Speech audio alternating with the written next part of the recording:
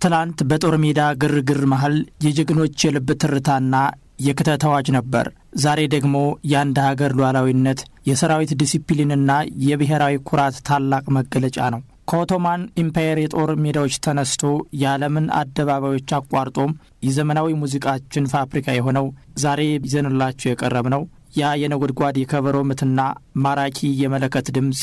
ይህ ጥበብ በ13ኛው ክፍለ ዘመን በኦቶማን ኢምፓየር የሜሄታር ባንድ አማካኝነት በይፋ ቅርጽ ሲይዝ ተራ የኪነ ጥበብ ስብስብ አልነበረም። የሬዲዮና የዲጂታል መገናኛዎች በሌሉበት በዚያ ጥንታዊ ዘመን ወታደሮች በማጥቃትና በማፈግፈግ ወቅት ትዕዛዝ የሚቀባበሉበት ምስጢራዊ ወታደራዊ መገናኛ ዘዴና የጠላትን ልብ በፍርሃት የሚያርድ ታላቅ ስነ ልቦናዊ መሳሪያ እንጂ። ይህ ስልት በአውሮፓውያን እጅ ይበልጥ ዘመኖና በኢንዱስትሪ አብዮት ወቅት አዲስ የንፋስ መሳሪያዎች ተጨምረውበት ዛሬ ወደምናየው ታላቅ የሀገር ኩራትና የክብር ሰልፍ ማድመቂያነት ተሸጋግሯል። በዛሬ ፕሮግራማችን በጥንቱ የጦር ሜዳ ውስጥ ተጀምሮ ዛሬ ላይ የሰራዊታችን ጥብቅ ዲሲፕሊን፣ አንድነትና የሀገር ሉዓላዊነት ሕያው ምስክር ሆኖ ስለቀጠለው የወታደራዊ ማርች ባንድ ድብቅ ሚስጥራት፣ የሙዚቀኞቹ ልዩ ዩኒፎርምና አስገራሚ ታሪካዊ ጉዞ በሰፊው እናስቃኛችኋለን። ከጦር ሜዳ ግርግርና መሃል የተወለደው የዓለም ወታደራዊ ማርች ባንድ መነሻው ጥንታዊው የሰራዊት መገኛና የስነ ልቦና መገንቢያ ስልት ነበር። በጥንታዊው ዘመን በተለይም በ13ኛው ክፍለ ዘመን በኦቶማን ኢምፓየር የሜሄታር ባንድ አማካኝነት በይፋ ቅርጽ መያዝ የጀመረው ይህ የሙዚቃ ስልት የተመሰረተበት ዋና ምክንያት ወታደሮች በጦርነት መሃል የክተት አዋጅን፣ የማጥቃትና የማፈግፈግ ትዕዛዝን በከበሮና በነፋስ መሳሪያዎች ድምፅ በቀላሉ እንዲረዱ ለማድረግ ነበር። ከዚህም ባለፈ የወታደሮችን ወኔ በመቀስቀስ በአንድነትና በዲሲፕሊን እኩል እንዲረግጡ ለማስቻል እንዲሁም በጠላት ልብ ውስጥ ፍርሃትን ለመልቀቅ እንደ ትልቅ ስነ ልቦናዊ መሳሪያ ያገለግል ነበር። ከዚህ በኋላ በ18ኛውና በ19ኛው ክፍለ ዘመን የአውሮፓ መንግስታት ስልቱን ይበልጥ በማዘመናቸው የጦር ሜዳው ስልታዊ የመገናኛ ዘዴ ዛሬ ላይ ወደምናየው ታላቅ የሀገር ኩራት፣ የወታደራዊ ዲሲፕሊንና የክብር ሰልፍ ማድመቂያ ጥበብ ሊለወጥ ችሏል። ዛሬ በመላው ዓለም ለምናየው ዘመናዊ የወታደራዊ ማርች ባንድ መሰረት የጣለውና የመጀመሪያውን መደበኛ ቅርጽ የያዘው በኦቶማን ኢምፓየር የአሁኗ ቱርክዬ የነበረው ሜሄታር ባንድ ነበር። የአሁኗ ቱርክዬ የ13ኛው ክፍለ ዘመን በጥንታዊው ዘመን እንደ ሮማውያንና ግብፃውያን ያሉ ስልጣኔዎች ለጦርነት መለከትና ከበሮ ይጠቀሙ ነበር። ነገር ግን ሙዚቀኞችን በአንድ ቋሚ ወታደራዊ ክፍሎች አደራጅቶ ወጥ የሆነ ዩኒፎርም አልብሶ ከጦር ሰራዊት ጋር አብሮ እንዲዘምትና ዜማዎችን እንዲያጫውት በማድረግ የመጀመሪያውን ወታደራዊ ባንድ ያቋቋመው የኦቶማን ኢምፓየር ነበር። ወደ አውሮፓና መላው ዓለም የተስፋፋው በ17ኛውና በ18ኛው ክፍለ ዘመን ነበር። የኦቶማን ኢምፓየር ሰራዊት ወደ አውሮፓ በተለይ ወደ ኦስትሪያ ቪየና ለጦርነት ሲገሰግስ ይህንን አስገራሚ የባንድ ድምፅ ይዞ ነበር የዘመተው። የአውሮፓ ነገስታት በባንዱ ድምፅ ዲሲፕሊንና ወታደሩን በማነቃቃት በብቃቱ በጣም ተደነቁ። በዚህም ምክንያት ኦስትሪያ፣ ፈረንሳይ፣ እንግሊዝና ሩሲያ የራሳቸውን ወታደራዊ ማርች ባንድ በኦቶማን ስልት መቅረጽ ጀመሩ። አውሮፓውያን ይህንን ስልት ካዘመኑት በኋላ በቅኝ ግዛትና በዲፕሎማሲያዊ ግንኙነት አማካኝነት ወደ አሜሪካ፣ እስያና እኛ ሀገር ኢትዮጵያን ጨምሮ ወደ አፍሪካ ተስፋፋ።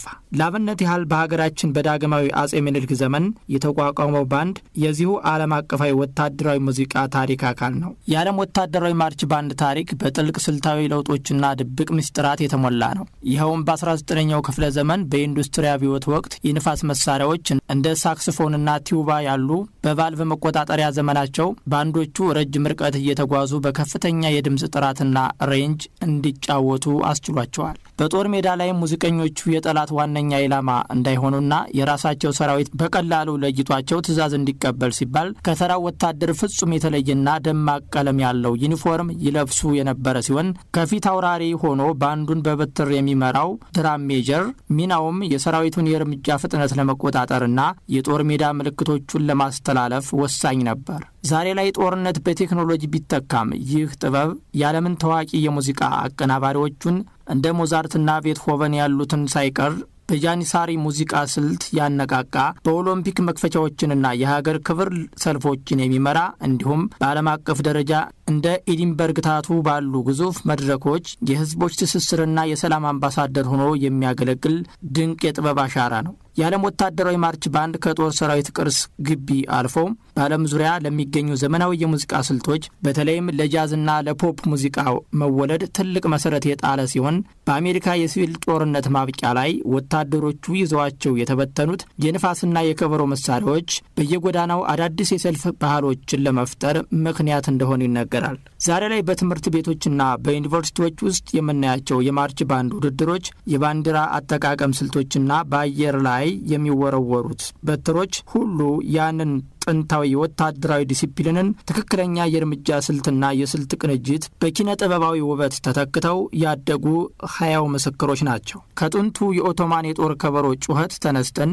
የዛሬውን የዓለም መድረክ ስንቃኝ ወታደራዊ ማርች ባንድ በአንድ ወቅት ሰዎችን ለጦርነት የሚያስተላልፉትን ድምፅ ቀይሮ ዛሬ ላይ የሀገራችን ብሔራዊ ክብር፣ አንድነትና የጥበብ ልዕልናን በአንድ ወጥ ዜማ የሚያስደምምበት የሰው ልጅ የጋራ ቅርስ ሆነዋል። ይህ ዓለም አቀፋዊ ጥበብ በየሀገራቱ ባህልና ማንነት እየተቀመረ ይበልጥ ደመቀ። በኤስያ፣ በአውሮፓ፣ በአሜሪካና በአፍሪካ የሚገኙ ወታደራዊ ባንዶች የራሳቸውን ሀገራዊ የዜማ ስልትና ባህላዊ የሙዚቃ መሳሪያዎች ወደ ማርቹ ባንዱ በማስገባት ጥበቡን የባህል አምባሳደር አደረጉት። ለዚህም ጥልቅ ማረጋገጫ የሚሆነው ዛሬ ላይ በዓለም አቀፍ ደረጃ የሚካሄዱት ታላላቅ የወታደራዊ ማርች ባንድ ፌስቲቫሎች ሲሆኑ በተለይም በታሪካዊው የሩሲያ ቀይ አደባባይ የሚካሄደው የስፓስካያ ታወር ፌስቲቫል ወይም በስኮትላንድ የሚካሄደው የኤዲንበርግ ፌስቲቫል የዓለም ሀገራት ሰራዊቶች በጦር መሳሪያ ሳይሆን በሙዚቃ ስልታቸውና በሰልፍ ውበታቸው እየተወዳደሩ ሕዝብን የሚያስደምሙባቸው ድንቅ መድረኮች ሆነዋል። በአንድ ወቅት የጦር አዝማቾች ትዕዛዝ ማስተላለፊያ የነበረው ወታደራዊ ማርች ባንድ ዛሬ ላይ የሀገር መሪዎችን በክብር ለመቀበል፣ ብሔራዊ ቀናትን ለማድመቅ እንዲሁም በሰው ልጆች መካከል ያለውን የዲሲፕሊን የትብብርና የጥበብ ትስስር በከፍተኛ የክብር ሰልፍ ለማሳየት የሚያገለግል የዓለማችን እጅግ ስነስርዓታዊውና ማራኪው የሙዚቃ ዘወግ ሆኖ በታሪክ መዝገብ ላይ በደማቁ ተጽፏል። የሰው ልጅን ስሜት የመቆጣጠርና ሕዝብን በአንድ ዓላማ ስር የማሰለፍ ድንቅ ብቃቱ ይህንን ወታደራዊ የሰልፍ ሙዚቃ በትውልዶች መካከል የማይሞት ሕያው ቅርስ አድርጎታል። ምክንያቱም በእያንዳንዱ ጥልቅ ሀገራዊ ስነ ስርዓት፣ በነጻነት በዓላትና በጀግኖች መታሰቢያ ቀናት ላይ የሚሰማው ያ የከበሮ ምትና የመለከት ድምፅ ከላይ ላዩን ሲሰማ የዜማ ስብስብ ቢመስልም ከውስጥ ግን የሀገርን ታሪክ፣ የሕዝብን መስዋዕትነትና የወደፊት ተስፋን የሚተርክ ታላቅ ድምፅ ሆኖ ያገለግላል። በጥንታዊው የጦር ሜዳ ትቢያ ውስጥ የተጀመረውና ዛሬ ላይ ወደ ተራቀቀ የኪነ ጥበብ ደረጃ የተሸጋገረው ይህ ወታደራዊ የማርች ባንድ ስልት የሰው ልጅ ከጦርነት ይልቅ በሰላማዊ ዜማዎችና በሥነ ሥርዓት ውበት በአንድነት መቆም እንደሚችል ያሳየበት፣ ለወደፊትም በዓለማችን ታሪክ ውስጥ ክብረ ወሰንና የሀገርን ልዕልና ሲያበስር የሚኖር ዘላለማዊ የጥበብ አሻራ ነው። ይህ የሰልፍ ሙዚቃ ጥበብ በጦር ስልት ረገድ ማንም የማይገምተው እጅግ ከፍተኛ የሆነ ምስጢራዊ የደህንነት ሚናም ነበረው። ይህም ወታደራዊ ሙዚቀኞች በጦርነት መሃል ጠላት እንዳይሰማቸው በመደበቅ የራሳቸውን ሰራዊት ምስጢራዊ የቁጥር ኮድና የመገናኛ ዘዴዎች በከበሮ ምትና በንፋስ መሳሪያው ቅኝት ውስጥ ብቻ ተደብቀው በማስተላለፍ የጦርነቱን አቅጣጫ ይቀይሩት ነበር።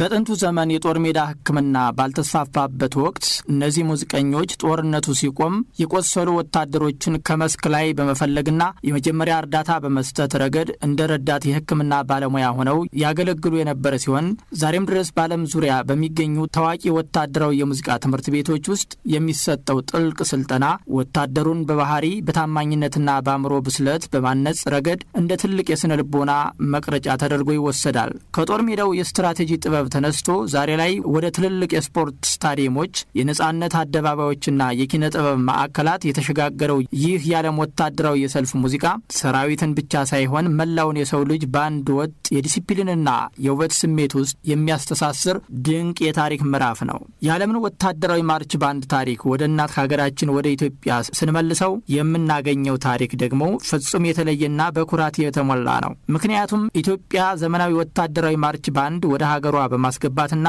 በማቋቋም ከአፍሪካ ቀዳሚዋ ሀገር ነች። በኢትዮጵያ ወታደራዊ ማርች ባንድ የተጀመረው በዳግማዊ አጼ ምኒልክ ዘመነ መንግስት ሲሆን በተለይም በ1924 እረኛ እንደ አውሮፓውያኑ አቆጣጠር በ1897 ዓመት ላይ ሲሆን ንጉሠ ነገሥቱ ከፈረንሳይ መንግስት የተላከላቸውን የሙዚቃ መሳሪያዎች ስጦታ በመቀበል መጀመሪያ ላይ የአርባው ገረዶች ባንድ በመባል የሚታወቀውን የመጀመሪያውን የሀገራችንን ወታደራዊ የሰልፍ ሙዚቃ ቡድን አቋቋሙ። በኢትዮጵያ ምድር የመጀመሪያው ባንድ በ1897 እነዚህ ከ40 የማይበልጡ ወጣቶች በወቅቱ ወደ ሀገር ውስጥ በገቡት የነፋስና የከበሮ መሳሪያዎች አማካኝነት የመጀመሪያውን የወታደራዊ ሰልፍ ሙዚቃ ስልጠና መውሰድ የጀመሩ ሲሆን በቤተ መንግስት ውስጥም ልዩ ልዩ የክብር በዓላትን ያደምቁ ነበር። ሌላኛው የቀዳማዊ ኃይለ ሥላሴ ዘመንና የክብር ዘበኛ ባንድ የተጀመረው ደግሞ በ1920ዎቹ ጥበቡ ይበልጥ ዘመናዊ መልክ የያዘና በወታደራዊ መዋቅር ውስጥ በይፋ የተደራጀው በዚህ ዘመን ነው። በተለይም የክብር ዘበኛ ማርች ባንድ ተቋቁሞ የሀገር ውስጥና የውጭ ሀገር ሙዚቃ አቀናባሪዎችን በማሰለፍ የኢትዮጵያን ወታደራዊ ሙዚቃ ወደ ላቀ ደረጃ አሸጋገረ። ይህ የወታደራዊ ማርች ባንድ ስልት በፋሽስት ጣሊያን ወረራ ወቅት የወታደሩን ወኔ በመቀስቀስ ከድል በኋላም የኢትዮጵያን ሉዓላዊነትና ብሔራዊ ክብር በአደባባይ በማብሰር ረገድ ታላቅ ታሪካዊ አሻራ ጥሏል። የዓለም ወታደራዊ ማርች ባንድ በኦቶማን ኢምፓየር ቢጀመርም ወደ እኛ ሀገር ሲመጣ ግን ከአንድ ክፍለ ዘመን በላይ ያስቆጠረም ከዳግማዊ አጼ ምኒልክ ዘመን ተነስቶ እስከ ዛሬው ዘመናዊ የመከላከያ ሰራዊት ማርች ባንድ ድረስ የሀገርን ክብርና የሰራዊቱን ዲሲፕሊን የሚዘክር ታላቅ የጥበብ ታሪክ አለው። ከአነስተኛ የሙዚቃ ቡድን ተነስቶ እስከ ዛሬው ዘመናዊ የመከላከያ ሰራዊት ማርች ባንድ ድረስ ያለው የኢትዮጵያ ወታደራዊ የሰልፍ ሙዚቃ ታሪክ የሀገራችንን ሉዓላዊነት፣ ባህልና የጥበብ እድገት የገነባ ታላቅ ምሰሶ ነው። ይኸውም ይህ ባንድ በጥንቱ ዘመን የሀገር ፍቅር ስሜትንና ወኔን በመቀስቀስ የጣሊያንን ወራሪ ኃይል በነጻነት ተጋድሎ ወቅት በዜማና በከበሮ ምት ለመመከት ካበረከተው ስልታዊ የስነ ልቦና ድጋፍ ጀምሮ በየክፍለ ዘመኑ የተነሱትን የሀገሪቱን መንግስታትና ብሔራዊ ክብረ በዓላት በአደባባይ በማድመቅ የሀገርን ልዕልና ለዓለም በማሳየት ረገድ ወደር የሌለው ሚና ተጫውቷል። ከዚህም ባለፈ ወታደራዊ ማርች ባንዱ ለዘመናዊ የኢትዮጵያ ሙዚቃ መወለድና ማደግ ዋነኛው ፋብሪካ በመሆን እንደ ክብር ዘበኛና ምድር ጦር ባንዶች ባሉ ወታደራዊ ክፍሎች ውስጥ በርካታ ታዋቂና አንጋፋ የሀገራችንን የሙዚቃ ባላባቶችና አቀናባሪዎችን በማፍራት የኢትዮጵያን ባህላዊ ዜማዎች ከዘመናዊው የንፋስና የከበሮ መሳሪያዎች ጋር አዋህዶ አዲሱን የኢትዮጵያ የሙዚቃ ታሪክ እንዲቀረጽ አድርጓል። ዛሬም ድረስ በታላላቅ ብሔራዊ ቀናት የመሪዎች አቀባበል ስነ ስርዓቶችንና በስፖርታዊ መድረኮች ላይ የሚሰማው ያ የኢትዮጵያ ወታደራዊ ማርች ባንድ ነጎድጓዳዊ ድምፅ የኢትዮጵያን ሰራዊት ጥብቅ ዲሲፕሊንንና አንድነትን የሚመሰክር ብቻ ሳይሆን የትውልድን የነጻነት አሻራ፣ የባህል ክብርንና የሀገርን ሉዓላዊነት በአንድ ወጥ መዝሙር ጠብቆ ያቆየ ሕያው የታሪክ ገጽ ነው። የኢትዮጵያ ወታደራዊ ማርች ባንድ ለሀገርና ለኪነ ጥበብ ካበረከተው ሰፊ አስተዋጽኦ ባሻገር በቀጥታ ለሰራዊቱ ያለው ሚና እጅግ የላቀና የጦርነትን ታሪክ የለወጠ ነው። ይኸውም በጦር ሜዳ ውሎ ውስጥ የሰራዊቱን የመዋጋት ወኔ ወይንም ደግሞ ሞራል በከፍተኛ ሁኔታ በመቀስቀስ ወታደሩ ጠላትን አሸንፎ በጀግንነትና በቆራጥነት የሀገርን ዳር ድንበር እንዲያስጠብቅ ታላቅ የስነ ልቦና ስንቅ ሆኖታል።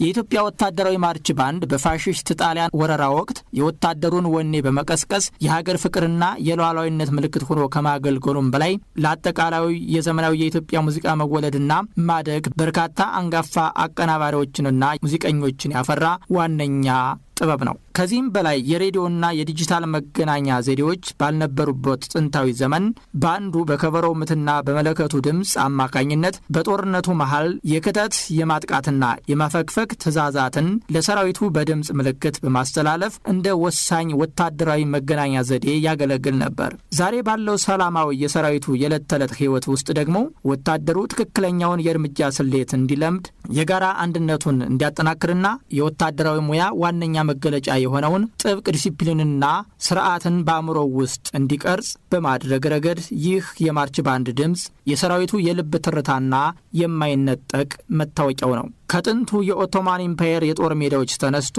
የዓለምን መድረክ ያዳረሰውና ወደ እናት ሀገራችን ኢትዮጵያ በመግባት ከአንድ ክፍለ ዘመን በላይ ያስቆጠረው ወታደራዊ ማርች ባንድ ተራ የሙዚቃ ስብስብ ሳይሆን የሀገር ሉዓላዊነት፣ የሰራዊት ዲሲፕሊንና የታሪክ ምስክር ነው። በጥንቱ የጦርነት ዘመን ትዕዛዝ ማስተላለፊያ፣ የጀግኖች ወኔ መቀስቀሻና የሚስጥር ኮድ መለዋወጫ ሆኖ ያገለገለው ይህ ጥበብ በሰላሙ ዘመን ደግሞ ለዘመናዊው ሙዚቃ መወለድ ዋና ዋነኛ መነሻ በመሆንና የሀገራትን ብሔራዊ ክብር በአደባባይ በማብሰር የሰው ልጅን ትስስር አድምቋል። ዛሬም ድረስ በታላላቅ አደባባዮች ላይ የሚሰማው ያ የነጎድጓድ የከበሮ ምትና የማራኪ መለከቶች ድምፅ ትላንት ለሀገር ነጻነት የተከፈለውን መስዋዕትነት እያስታወሰም ዛሬ ያለውን አንድነት እያጠናከረ ነገም የሀገርን ልዕልና የጥበብን ዘላለማዊነት በትውልድ መካከል ሲያስተጋባ የሚኖር ሕያው ቅርስ ነው። የወታደራዊ ማርች ባንድ ጥበብ